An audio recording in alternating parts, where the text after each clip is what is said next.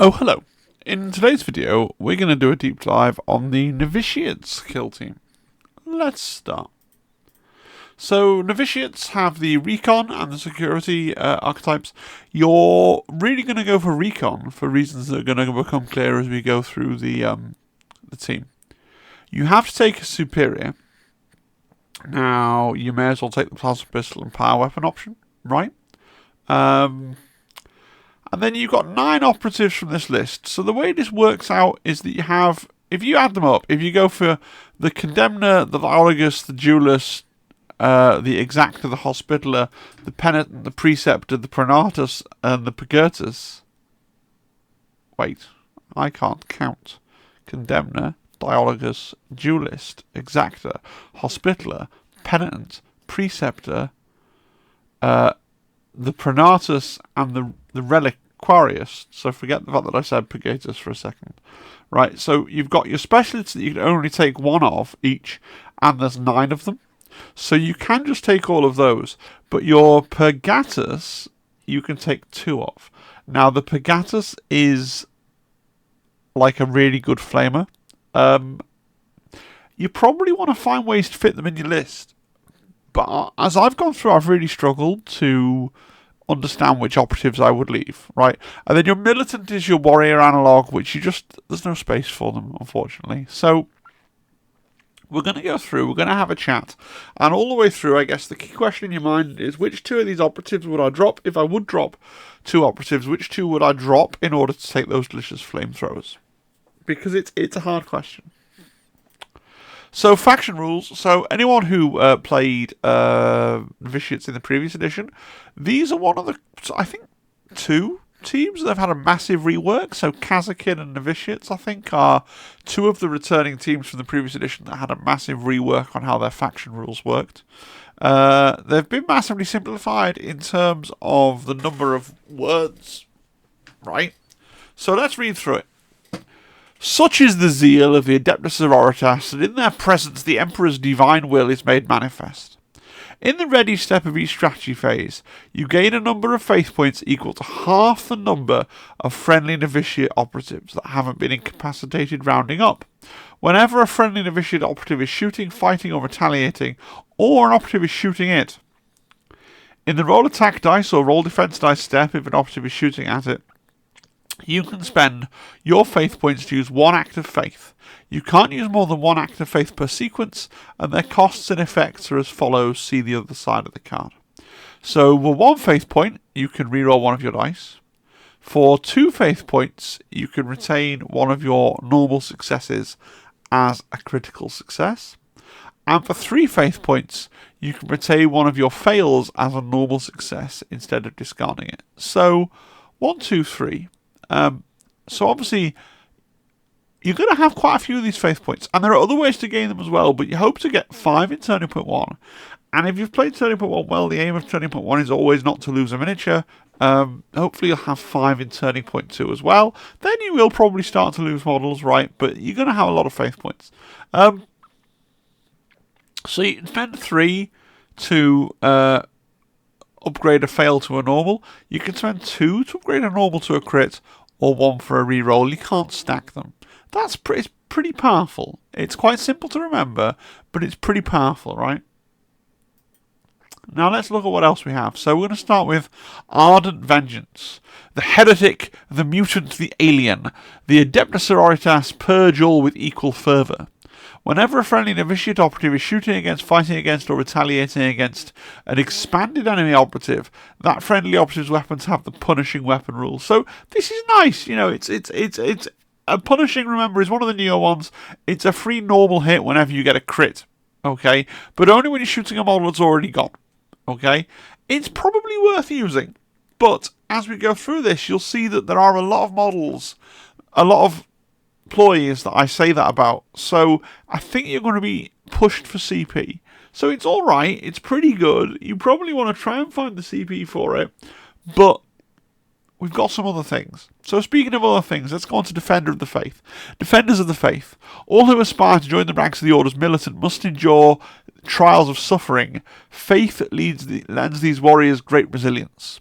Whenever an operative is shooting against, fighting against, or retaliating against a friendly Novitiate operative that contests an objective marker or one of your mission markers, in the resolve attack nice step of that sequence, you can half the damage inflicted, rounding up on that enemy operative from 1 success. So, this can be on a critical success. Doesn't say a normal success. This is the reason that you want to go recon, right? Because you want to be finding ways to place down extra markers, I think. Yeah.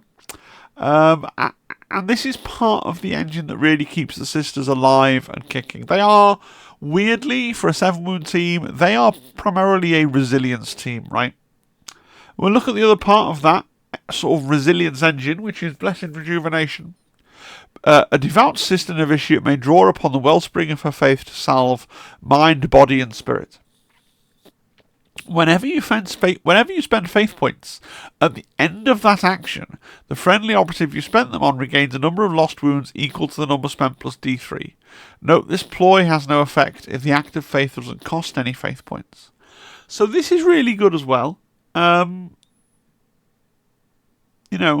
Whenever you spend faith points, now it is at the end of the action, so in combat, it's going to come. The healing's going to kick in at the end of the fight action, so it's not as amazing as it could be, right? It doesn't keep you alive throughout the fight action, but it is going to help you against, if you can survive the first fight action and you're against someone that's got double fight, you're going to heal before they can start their second fight, which is pretty cool.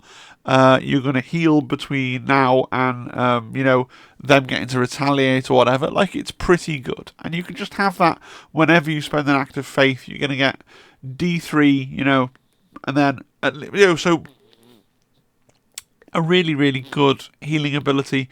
Stack that with Defenders of the Faith, and you can kind of make your 7-wound models vaguely tanky, right? You probably want this up every single turn. I mean, look, the aim of turn 1 is to not get shot, but I always manage to screw it up and give Zimbad a shot on me. So, like, if I was playing them, I'd probably go for the free ploy turn 1 and have it up turn 1 just to feel safer, I guess. If you're playing really well, you shouldn't need it turn 1 perhaps, but worth considering. Then you've got Righteous Advance. Eager to prove themselves worthy, sisters and novitiates hurl themselves into combat with scant regard for their own lives. Up to 1/3 of the friendly novitiate operatives in the kill zone, rounding down to a minimum of 1, can immediately perform a free dash in order of your choice, but each that does so must move closer to its closest enemy operative, its closest objective marker, or your opponent's drop zone. You can choose separately for each. You cannot use this ploy during the first turning point. So, bit of mobility is good. Forces you to move forwards, which is probably what you want to be doing with this team anyway. You're a combat team, really. As much as a 7-wound combat team feels weird, you are a combat team. I think it could be game winning. I always struggle to really... I feel like I struggle to really capitalise on bonus movement like this in the way that I know I should be able to, if that makes sense. Like, yeah. I was always forgetting the bonus movement ploy when I was trying to play Night Lords, for example. Cool. Firefight ploys. So we got Glorious Martyrdom. There's no greater honour than to die in service of the Emperor. Such a glorious end provides inspiration to those who witness it. Use this firefight ploy when a friendly novitiate operative is incapacitated. For each enemy operative visible to and within 2 of it, you gain 1 faith point and inflict D3 damage on that enemy operative. Roll separately for each. I think Exploding on Death is pretty cool, right? The fact that you gain a faith point back when you do it is kind of the icing on the cake. Now, is this worth doing? It's going to depend on your balance of CP. Like, I think this team is going to be very, very CP hungry, but it's a cool ability to have, and it will definitely come in handy. Okay, Blazing Inferno. The Holy Flamer is a potent instrument of the Emperor's divine wrath. Heretic, witch, mutant, or alien, none may hide from its searing wrath. Use this firefight ploy when a friendly novitiate operative is shooting with a Ministorum Flamer and you retain any critical successes. The target gains 1 of your blaze tokens if it didn't already have one. Whenever an operative that has 1 of your blaze tokens is activated, you inflict D3 damage on it, but its controlling player can subtract 1 from its APL until the end of the activation to remove the token, but this must be done before the operative performs any actions during the activation. So, this is good. I've written if you can rustle up the CP, that's false, because actually the Flamers have an ability to use this for free. Okay? But it does mean that if you have 2 Flamers, only one of the 2 Flamers can Blazing Inferno each turn, because you can only use each ploy once per turning point. But it's really powerful. Makes those Flamers even better. They are really good Flamers. I'm struggling to see who you drop to take the Flamers, but doesn't mean I don't think you should take the Flamers. I just want to take everything. Alright? Blinding Aura. Faith defies explanation. The most devout and righteous sisters are said to manifest dazzling halos of light that blind the faithless. Use this firefight ploy when an enemy operative is performing the shoot action and selects a friendly Novitiate operative as the valid target. Until the end of that activation or counter action, while the friendly operative is more than 2 from the enemy operative, your opponent cannot select it as a valid target. If there are no other valid targets that your opponent can select, that action ends. It's not cancelled, the operative has still performed it. This ploy has no effect if it's not the selected operative, e.g. if it's a secondary target from Blast. So this is really extremely brutally strong, right? Not only do you say, no, you can't shoot me, but you say, no, you can't shoot me, and by the way, you've wasted your action point on that character. Now, a good opponent will find ways to play around this, and it will eventually become one of those ploys where the threat of the ploy is half the value of the ploy, right? So your opponent's going to find ways to play around this and be like, okay, well, I can shoot, I'm going to put myself in a position where I have 2 valid targets, and then maybe I'm going to try and target the one that I'm not that fussed on shooting first, in the hopes that my opponent blinding auras, and then I target the other one that I'm more worried about, but then maybe your opponent lets you target the first one because they agree with you over your tactical assessment, or maybe they disagree, and then they blinding aura, and that was the choice they wanted to make. But like, a good opponent will play around it and try and set themselves up where they got more than one possible target, or try and bait blinding aura out earlier in the turning point, right? Because even if you have a shoot action that has 2 possible targets or more, and you do that first, and you bait out blinding aura, then potentially that means that you have other shoot actions to do that turn, where you would only have 1 potential target, and then you've got rid of the blinding aura. So maybe it's just important to keep the blinding aura in hand.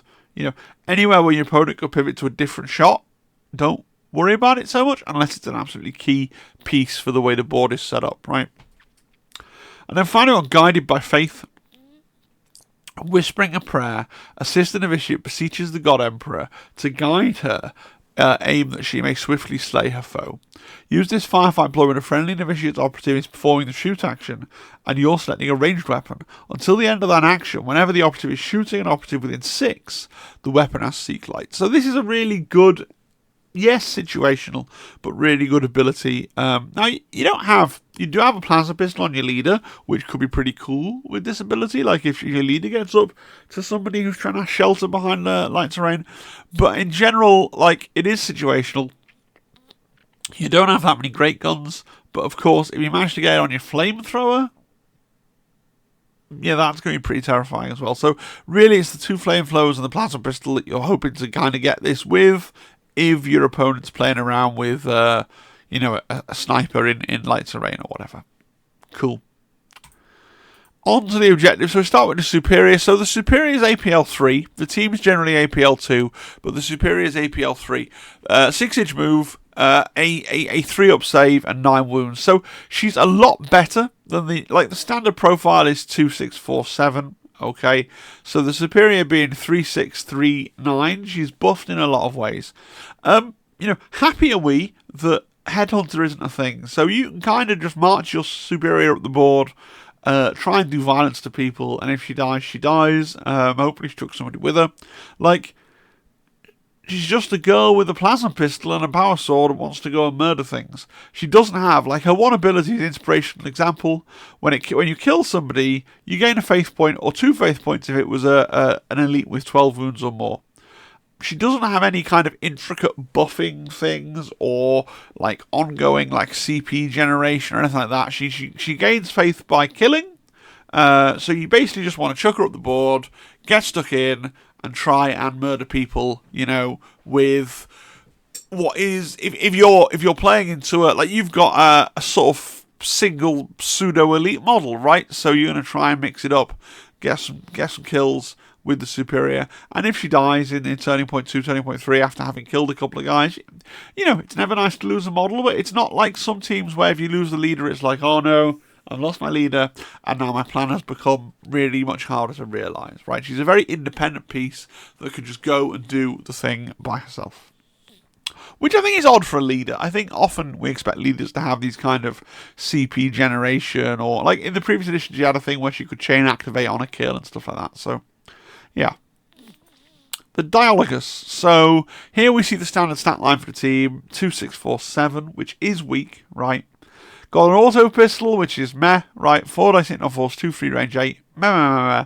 And then a Duellist stave, which is like a slightly better range weapon. So 4, 4, 3, 3 with shock. It's fine.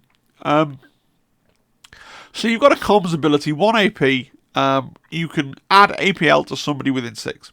Okay, fine. It's a comms. You can't be in control range of an enemy operative. But what you do have, it says, or they can be within 6 of the auto broadcaster marker.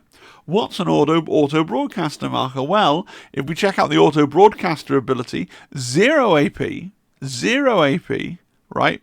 If your auto broadcaster isn't within the kill zone, place it within 8 inches horizontally of this operative. Otherwise, move your auto broadcaster up to 8 inches horizontally. If this operative is removed from the kill zone, remove your auto broadcaster. Whenever an enemy operative within 3 of your auto broadcaster is shooting, fighting, or retaliating, they can't re-roll their attack dice. So you've got this little invulnerable little floaty scroll thing that has a 3-inch aura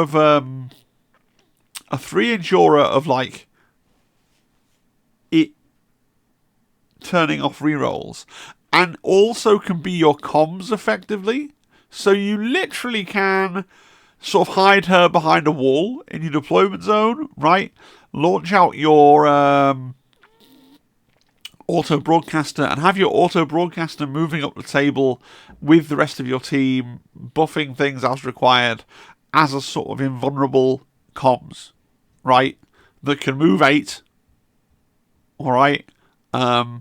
And then you can do the comms action through it. Meanwhile, you could be using your Duellist to hold an objective or whatever it is you wanted to do. That seems really strong to me. Hospitaller. So I'll spare you. The Hospitaller is a standard medic, right? I'm not sure. Do you drop the Hospitaller for a flame and let me know? Part of me is like, well, no, you don't, because you're a 7-wound team with some healing shenanigans and being able to have someone run around and just top you up or res you onto 1, and then you can heal up from the faith point thing in the same turn. Like, that all seems pretty powerful. So I think you want a medic. She's got a slightly beefed up combat weapon. Like, it's not particularly good, right? 4/4, 2/3 lethal, 5 rending. But it is slightly superior, you know. But yeah, absolutely standard medic otherwise. The Condemnor. Like, wow, right? So the Condemnor stake thrower, 4 dice hitting on 3s, 3/3, anti-psyker, leave that for a minute, 3/3, dev 2, piercing crits 1, and silent. Bear in mind you can guarantee a crit, right? Pretty handily with your faith points. So you're going to get piercing, you're going to get devastating 2. It's silent, it's permanently silent, right? And unlike any other sort of silent sniper rifle type weapon in the game, it's also fully mobile, so you can move, and if you've been like comms, you could move, dash, and shoot. There's no problem, right? So that's great as a gun. It's basically one of your only it is your only long range threat on the team, right? It's your only long range weapon unless you take something weird like a bolter leader or an auto gun. This is it. But if this is going to be it, then this is pretty cool. And then you've got all this anti-psyker shenanigans. So you've got the anti-psyker rule. Whenever this weapon is being used against an operative that has the psyker keyword, add 1 to both damage stats to the weapon and it has lethal 5 up. I mean, that's pretty good, right? That's pretty good. And bear in mind, like, you think Psychers, you're going to think Thousand Sons. It's not just going to be the Thousand Sons, right? But it's going to be, you know, there are a lot of other teams where there are weird little Psychers. Things like the Night Lord's leader is technically a Psyker, right? Doesn't necessarily have to be a someone who you think of as traditionally casting spells. The Prescient's ability, because it's sort of themed as being psychic, the Night Lord's leader is a psyker. I think there are a few other psychers that pop up here and there, so it's just being aware of that, right? You've got your Null Rod with the same anti-psyker rule and shock and 4-4-3-3, that's fine.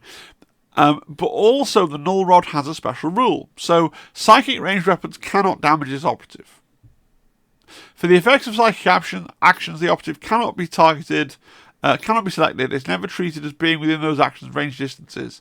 Whenever an operative is in 6 of this operative, they can't perform psychic actions or use psychic additional rules or use psychic ranged weapons, and psychic melee weapons have no weapon rules and can't have damage stats higher than 3-4. So you've got your own, like, sniper rifle wielding Sister of Silence. Now, she's kind of cross purposes because she's a sniper-ish thing, so you want to keep her near the back, probably doing long range stuff.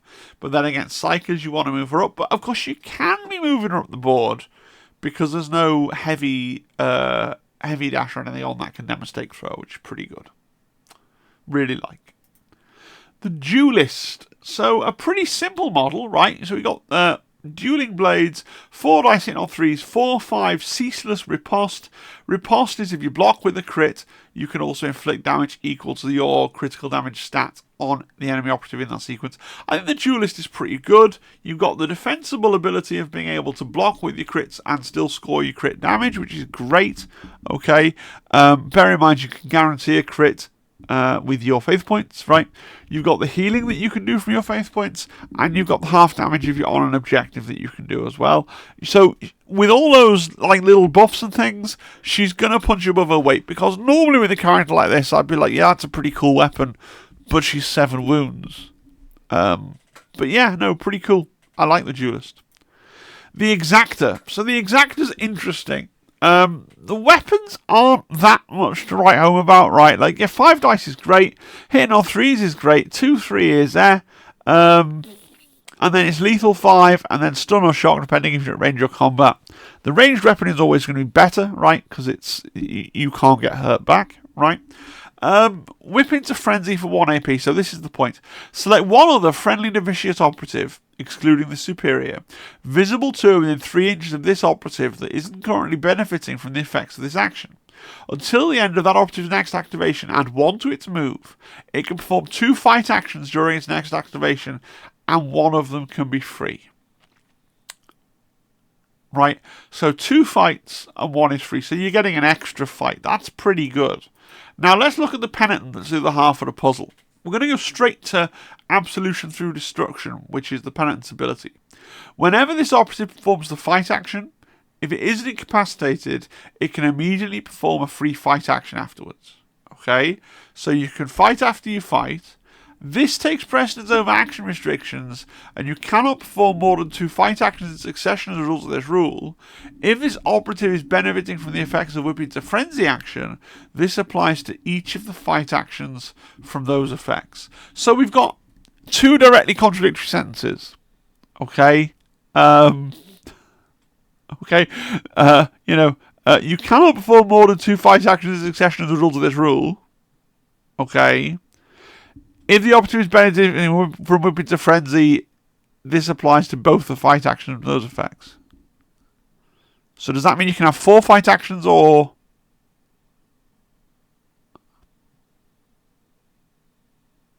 What's the this? Is it saying, actually, there's no point whipping the Penitent? Or is it saying, like, the Penitent should be the one that you whip?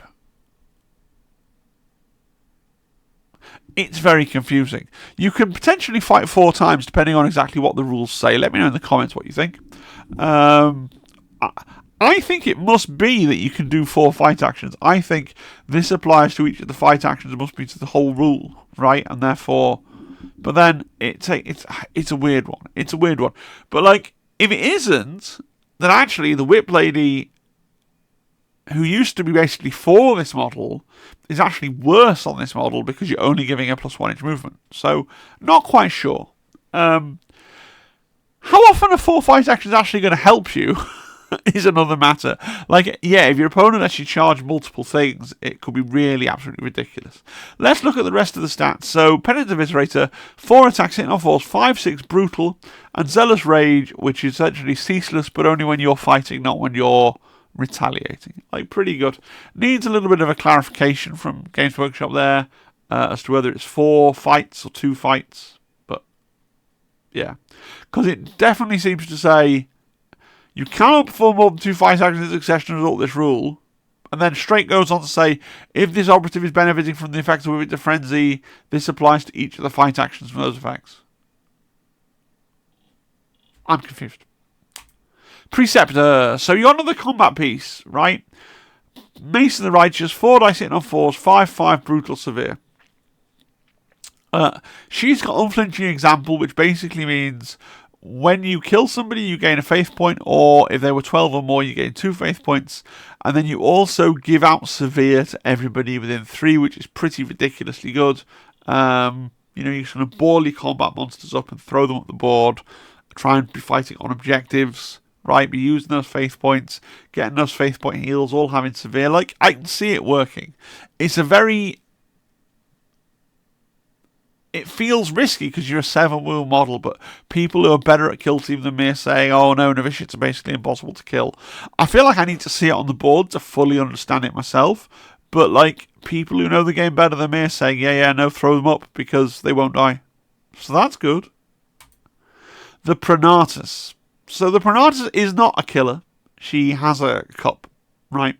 What she's got is some rubbish weapons and then Relic Seeker. So once per activation, you can pick up for free, place for free, or mission action for free. Well, for 1 less AP, but... and then you've got Divine Acquisition. Once per turning point, when you perform a mission action that requires you to control an objective or mission marker, you gain a number of faith points equal to the turning point number. So this is quite a lot of faith points extra that you're getting. So you've got someone who can run around doing your mission actions, right? So you can move, dash, mission action for free, gain faith points. Amazing. Wonderful. Fantastic. And hopefully your opponent is more worried about the killing pieces that you're hurtling forwards to really want to shut down this person in the back who's running around scoring stuff and gaining faith points. Then we got the Reliquarius. So this does the standard icon bearer thing, but also for 1 AP can raise the icon. If you're on an objective marker, you gain, well, you always gain a faith point, and if you're on an objective marker, you also gain a number of faith points equal to the turning point number. So this is also giving you an absolute breadbasket full of faith points, right? I don't think this team is going to struggle with faith points. In fact, like, if I was going to play this team seriously, I would run it with all these specialists, and I would be like, do I actually need the Reliquarius and the Pronatus? Do I need both of those things? Or can I actually drop one of them and still have enough faith points? Because I'd love to fit Purgatuses into my list, right? So 4 attacks, hitting on 2s, 4/4, Rage 8, Saturate, Torrent 2 inches is really good. Okay, and then once per turning point, you can do the Inferno Firefight thing for free, which means that you can set someone on fire. They take D3 damage a turn, or they need to spend an AP to put themselves out. Really good. I just can't quite work out what you want to drop. Is it the Medic? And is it one of the big faith point generators? Like, do you need both your faith point generators, or do you just have enough faith points? Like, I genuinely don't know. I would have to sit and play with the team without the flamethrowers and feel it out and see what they were doing.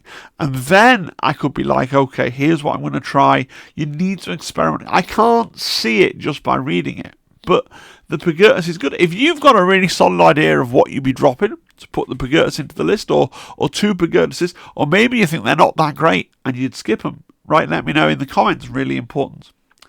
And then finally you got the Militant. So the Militant is your basic warrior. Like, if you were taking them, I guess you'd take them with the Novitiate Blades. The Novitiate Blade isn't bad. It's got a 5 crit. Like all basic warriors, they've been given an ability. Okay, they can use an active faith during a sequence, and then you get the faith points back. Okay, which is good, but I think you're going to be pretty flush for faith points. And the list is already so tight that I can't really fit militants into it. But it's there as an option. Let's look at the equipment. Okay, we're going to start with Icon of Faith. Icon of Faith. Holy icons of the ecclesiarchy hold great significance to the sisters who bear them, reinforcing their faith in the heart of battle. Once per turning point, you can use up to 2 acts of faith during a sequence, but each one may be different, and this takes precedence over the normal acts of faith rules. I think this is absolutely mandatory, because I feel like this is going to give you better access to 2 heals as well. I don't see why I wouldn't do that. So I think that's absolutely mandatory. Yeah, definitely would want to use that every single game. Then you got Sanctified Rounds. Anointed with the blood and tears of saints and blessed by high-ranking members of the clergy, this ammunition is anathema to the unholy. Whenever a friendly Novitiates operative is shooting with an auto gun, auto pistol, relic bolt pistol, or relic shotgun, if you spend a faith point, that weapon has the piercing crits 1 weapon rule until the end of the sequence. Like, piercing crits 1 is really good, but you're putting on auto pistol. You probably want to take it. Like, you probably want to take it because you've all got these 8-inch auto pistols, and there's going to be times when shoot auto pistol is the only thing you can do, and so spending a faith point to give yourself piercing crits 1, bearing in mind you can guarantee a crit. Like, yeah, no, it is good. It's just on a pretty low damage weapon. I'm probably taking it more often than I'm not, right? But obviously, if you really want smoke grenades and loads of barricades, I don't think you absolutely must have it, right? But it is going to increase the damage throughput of your team. And this is not actually a very high damage team. I think this is like largely a survivable team, weirdly, with 7 wounds, but bear with me. Auto Chastisers. These instruments of self-flagellation inflict blessed agonies upon the bearer, fanning the flames of their burning zeal. Blazing zeal, even. Once per turning point, when a friendly novitiate operative is shooting, fighting, or retaliating, in the roll attack dice step, you can inflict 1 to 3 damage on the friendly operative, but not enough to incapacitate it. If you do, you can use 1 act of faith for free during the sequence with a faith point cost no more than the damage you inflicted from this rule. I'm not sure you're going to need this. Like, I think you should be pretty flush with faith points anyway, but it's one of those hurricane insurance pieces of equipment. If you don't have it, and you have a game, and the game's going badly, and you've run out of faith points, and then you could maybe just save it, if only you had a faith point, like, I feel like you'd be sad if you didn't have this option. But if the universal equipment is calling you, maybe you're playing on Beta Decima, you need every barricade known to man, maybe you really wanted ladders and smoke grenades, those are good things. Perhaps consider you don't have to take this, okay? Then we got Holy Embrocations. Holy oils and salves dull the pain and focus the mind, enabling a novitiate to shrug off wounds that would otherwise hobble them. You can ignore any changes to the move stat of friendly novitiate operatives from being injured. So, normally I would say, yeah, well, you're 7 wounds, how much time are you really spending injured? But, like, with all the weird little bits of healing that you can get from your strat ploy whenever you use a faith point, you may well spend a bit more time injured than you might otherwise expect. So maybe this is a thing to bring as well. But the only one I think is absolutely, never leave home without it is the Icon of Faith. Yeah. Tac Ops. So, because we have that ploy that gives us benefit when we're defending a marker, and because we have the Pronatus who can go around doing mission actions and pick up actions for free, I think you want to play the Recon deck. Now, my gut feeling is that Plant Beacons is probably one of the better things in the Recon deck. Confirmed kill might be really cool because then if you kill someone in combat, they drop a marker, and then you're standing on a marker, so then if somebody else attacks you, you can do the half damage thing, which is pretty good. Recover items, again, you can pick up for free, but there's only going to be a couple of markers down on the table, so perhaps less so. So you could try Confirmed Kill or Plant Beacons. I'd probably try Plant Beacons first, but Confirmed Kill could potentially be nice with these. Yeah, not against Marines, though. That's it. That's my final and half-baked thoughts. I'd love to hear your thoughts. Now, this team is simultaneously being talked up as by being extremely powerful, but then Worlds does start on Thursday, and if you've watched my Worlds video, only Jonathan Solly is taking Novitiates to Worlds. So, like, love Jonathan, great guy, great player, fantastic artist, but he's not in, like, the top, like, he's not, like, in the absolute tip top, right? And so the fact that none of these people, like Ace or Carlos or Crit, or Ryan or, I always forget the names of the top American players. I'm very sorry. Tommy, Chris Backey, these top players and the Australians as well. Right, I keep forgetting people. But the fact that none of these kind of people that we think of as really like the bleeding edge of the game, none of them are taking Novitiates, right? So, are they as good as they were being talked up to be? Now, I will say, these are miniatures that you can't currently buy. Games Workshop hasn't re-released them yet, so whether that has had an impact, I don't know. Right? I can see why they are strong, but if I hadn't had been fed the narrative that the healing actually in practice was really, really, really oppressive, I don't think I would have picked up from a rules read that it was going to be that good. I think it's a team that you really need to sit down and play so that you get a feeling for how many faith points do you have? How often are you getting to use acts of faith? How many, health are you tending to get back from your acts of faith? How is that feeling in the game in terms of keeping you alive? How often can you get stood on an objective? Those kinds of things. Part of me is tempted to play Novitiates. Novitiates were my first proper bespoke team, right? I love Sisters of Battlers, as everybody who's a big channel fan knows. I have the Novitiates. Obviously, it's one of those things where I painted them 2 years ago, so they're not as well painted as they could be. They haven't got a nice display base, right? And also, it takes me a little while to warm up and learn a team. I need to do 3-4 games with the team before I feel really confident with it.